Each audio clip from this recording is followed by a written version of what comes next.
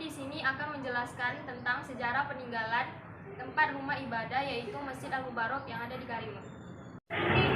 Masjid Al-Mubarak dibangun pada tahun 1873 Masehi oleh pendirinya yaitu Raja Abdullah bin Raja Ahmad Mengkutuah yang merupakan cucu dari Raja Fisabilillah. Dahulu, pelabuhan pertama yang ada di Pulau Karimun berada tepat di depan masjid ini, yaitu di kawasan Meral yang merupakan tempat kapal para saudagar dari Arab, Cina, dan India untuk mengumpulkan rempah-rempah. Pada masa itu, para saudagar mengembangkan syiar Islam dan membangun masjid.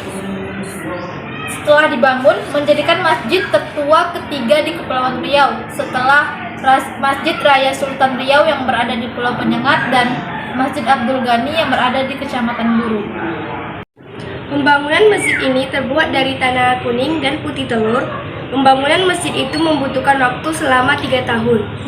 Masjid Al-Mubarak terbuat dari tanah kuning dicampur dengan kapur dan direkatkan dengan putih telur, sengaja didatangkan dari Cina langsung.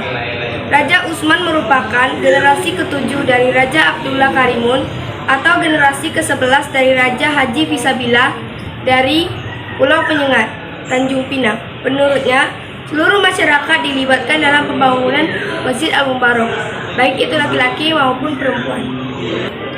Setelah tak berapa lama pembangunan masjid berlangsung, Raja Abdullah Karimun berangkat ke Tanah Suci Mekah untuk menjalankan ibadah haji dan memperdalam ilmu agama Islam.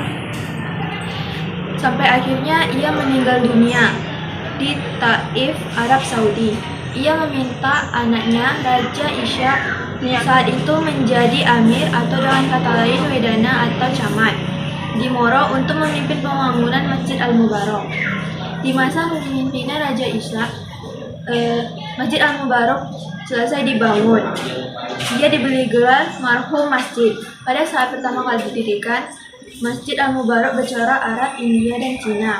Saat itu atapnya masih terbuat dari daun lumbian. Bangunan terdiri dari bangunan utama dan teras. Bangunan utama digunakan untuk beribadah, sedangkan teras digunakan untuk bermusyawarah membahas masalah pemerintahan. Yang membedakan Masjid Al-Mubarak dengan masjid lainnya di kala itu adalah masjid memiliki lonceng yang hanya dibunyikan pada saat masuknya waktu sholat Jumat. Suara lonceng sampai terdengar ke seluruh Pulau Karimun pada saat itu. Masjid Al-Mubarak telah mengalami 4 kali pembugaran. Pembugaran pertama yang dilakukan oleh Raja Usman. Berubahnya corak bangunan terjadi pada pembugaran kedua yang dilakukan oleh Raja Muhammad Sumnur sekitar tahun 1970-an. Bangunan yang semula terdapat teras dipugar menjadi satu bangunan saja. Begitupun lonceng untuk memanggil jemaah sholat Jumat dan beduk tidak ada lagi. Pembugaran ketiga dilakukan oleh Raja Adnan Daud pada tahun 2003 lalu. Semasa Raja Adnan Daud, tempat wudhu diganti dan diperlebar, begitupun halamannya makin diperluas hingga ke pinggir pantai. Barulah pada 2010 yang lalu, Raja Usman kembali memugar Masjid Al-Mubarak.